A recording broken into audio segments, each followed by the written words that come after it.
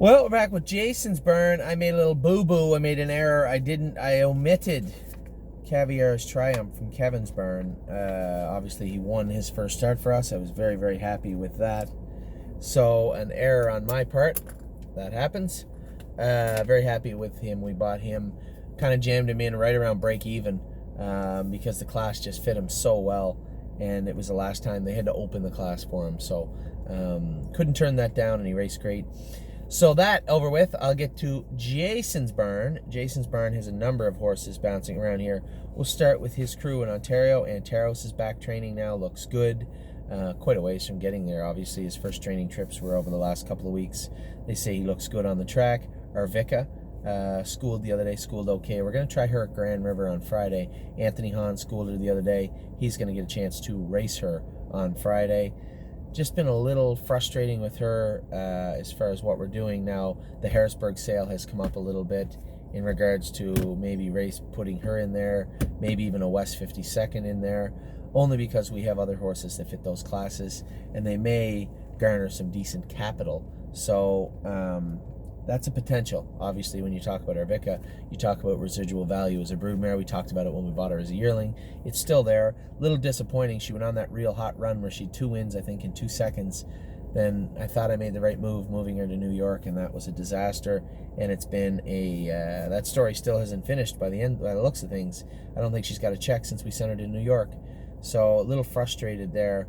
We'll see how she races on Friday. Arctic Force raced good. He's also still a little bit off left hind. We changed his shoes. We're working on him. See how he goes on. We'll see how he goes this week. A lot of avenues open for Arctic Force, including a short foray back into the States if he's good enough. I want to make sure that left hind is manageable and that we get a real good handle on what it actually is that is bothering him. I know he's got some bruising in his front feet. That's going to cause some pressure on those hind ankles, and I think one of them is a little aggravated. So, Arctic Force, going to keep a close eye on him. I wanted to enter him Thursday, but that likely won't be the case. We're looking at a week from Tuesday, likely, for him. Cheatin' Dixie's definitely going to the sale. We just can't quite get the poor girl's knees under control. I thought we were making gains, and it was 1 step forward, 2 steps back, and hopefully she'll make a decent 3-year-old for somebody in the New York area. Delcrest Star Angel, I was certain she was poised for a victory last night. I almost ripped my hat in half when she made a break, and then it was brought to my attention that, yes, she made a break, obviously, but there was a recall. It looked like she was getting away from the gate great before the recall, and then after the recall, she was just a little rattled. I can understand that. So I'm going to give her a pass. She's not off the list yet to go to the sale, but she's getting close. She's getting close. I expect something good from her in the very near future. Elysium Lindy's going to qualify on Tuesday. Not really sure what took place with him last week, but we'll see how he looks this week, this Tuesday morning. Nancy Allison's racing on Tuesday evening, I believe. It was a little piffed, a little miffed that James didn't take her, but we'll let it slide for now. Jonathan Drury's going to drive her on Tuesday. I've never wanted Nancy Allison to beat James so badly as I do on Tuesday. I don't know if it'll happen. I don't think it'll happen, but she trained well the other day. We did some bet work on her. I'd like to see what she's going to do, and I hope Jonathan Drury gets along with her. I'll play it alone. We're going to train him Tuesday before the qualifiers. Like to see a 1:56 out of him. I want to go back and look at the footage of yesterday at the Meadows, how the horses raced on Saturday, and then make a decision what we're going to do in regards to next week. Spirited Dio trained fantastic on Friday. Very, very happy with her. I'd like to see her near the front end this week. James actually got her up the quarter in 30-1, 30-2 training. I'm curious to see what's going to take place this week at the stake race on Thursday. Totally Tacked. I'm not in any rush with Totally Tacked. I told you guys what happened last year is not going to happen this year. We're trying to put some chess pieces on the board that we can move around this fall and winter, and Totally Tacked could be a very significant portion of good things hopefully to come this fall and winter. But to do that, we castrated him, want to put a little weight on him, get him comfortable on the track, bring him back. I'm not in any rush. I still own shares of him. I hope my partners aren't in any rush with him. Lots of work to do, and the racing in the fall is only going to get cheap at Woodbine. So just take our time with him, pick our spots. And then Rooney Maluchip just came back from John's, just not mature enough. So he sent him back. I trained him Friday in 2-4. I don't know how ready he was, but he felt good. We'll try and build on that. We'll decide whether we're going to continue on or turn him out. Obviously, got some potential, this colt. So, want to do what's best for him moving forward. We'll see how he comes out of that race. Train him again next week. I'll school him maybe a week from Tuesday, and then we'll see how he behaves shortly after that. So that is Jason's Canadian burn. Jason's American burn. We're going to step right in with Ailsund. My neck's in the guillotine on this Ailsund thing. As far as where she could have went, where she is going, and why.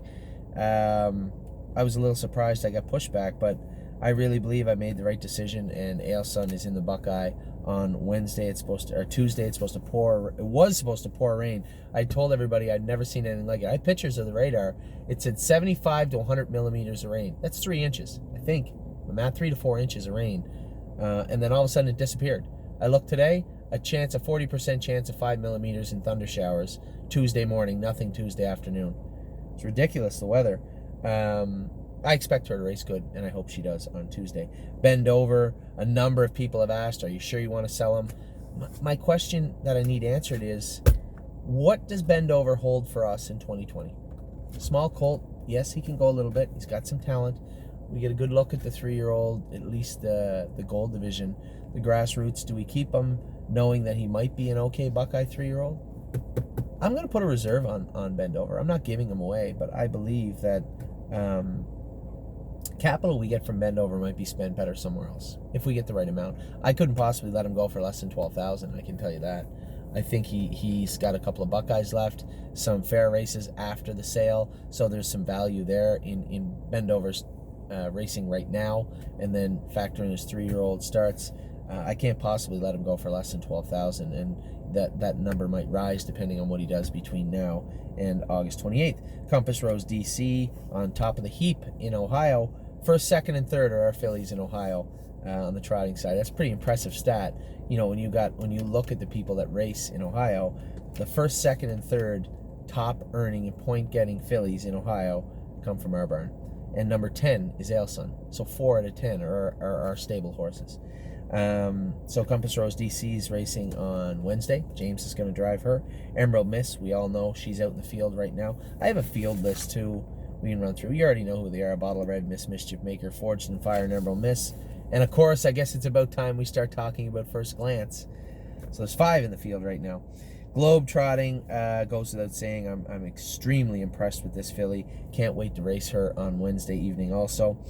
Havana Una Notte, another filly who impressed the hell out of me the other day. I was so pissed off. I get stuck at the border and couldn't get through. And then Ollie and I said, we're going to go to Niagara Falls. So we went to Niagara Falls. He had been a long time since he was at the Falls, so he was pretty impressed with the Falls. And then we went to eat. At Niagara Falls, watched the race. He did a great job there, looked great. And I told him, green light again this week. Away you go, 6-5. I want to have the most confident filly I can have going into next week's Indiana race. I've asked James to go to Indiana and drive Havana Una Notte for Jim and I. If he can't, my next choice would be Ryan Stahl. So we'll see. The reason I haven't asked Ryan first, I did ask James before Ryan drove the filly, and James trained her all winter also. He knows her very well. So Havana Una Notte, very impressed with. Another filly that's very impressive right now, Overdue Mission. This is a big, strong filly that's now put it all together. Mentally, she just seems like she gets it. And to function the way she did over those fair tracks, impressive. So I want to see what she's going to do. Really excited to see what she's going to do on Tuesday. Rose Run Valiant, I guess the other side of that coin, still not impressive, still not paying attention, still nowhere near the colt we thought or wanted him to be. I just think he needs to mature. I'll cut him some slack, but he's going to have a rough training regiment in 2020. This 2-year-old baby stuff will die with the 2-year-old year. He will be expected to do more and expected to put out on a regular basis in 2020 when we get him there, and I suspect he'll have a rather aggressive training regiment come late fall, early winter of 2020, or 2019 into 2020. Sometimes things happen. Another big, strong colt. He's got it all put together, though. My God, he looked good the other day. The hobbles broke. That will be the last time. I now have 8-9 sets of hobbles that I bought, and I didn't buy. I built from pieces of other hobbles, but the guts of any set of trotting hobbles is the pulley and the ropes. and I bought the best kind of ropes you can buy, and the best kind of pulleys you can buy.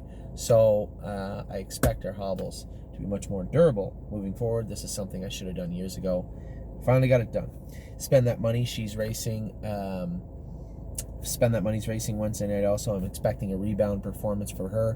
1, she's on a track she likes. 2, she's healthy. 3, James is driving her.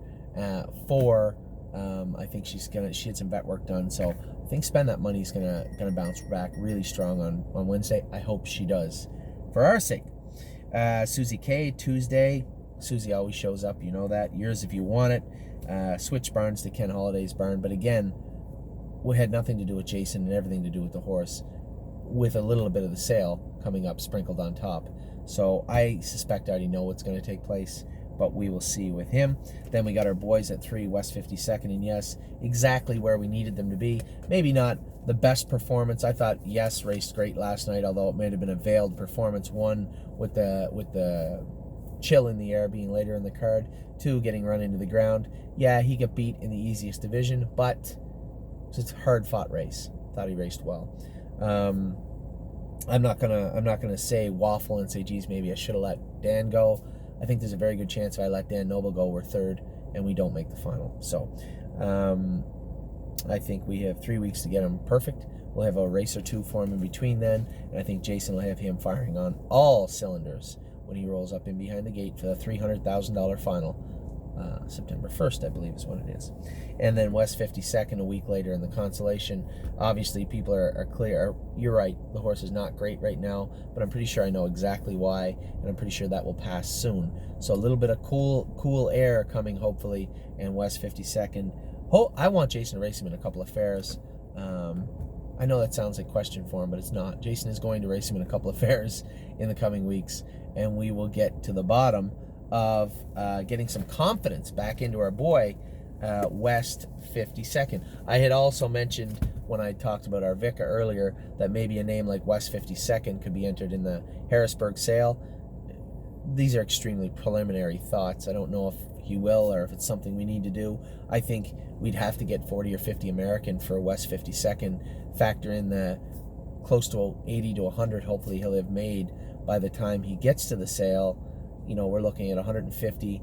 There's no way we're out on him. Factor in the billing and the staking, whatever you want. We give $24,000 for him. Most of that money he's made is in American funds also. So I'm happy with what I've seen from all of our horses. We've had a tremendous summer, and I think we're going to keep it going into the fall. Still a ton of racing left yet. It's been an exciting summer, and it is only going to get crazier as we get closer to sale time. Having said that, August 28th is the sale. We have 17 in. There's also a place they're selling 131 yearlings, and I will be looking at each and every one of them. Talk to you guys soon. I'll be back in a minute with all of the horses, all the babies. Just a minute.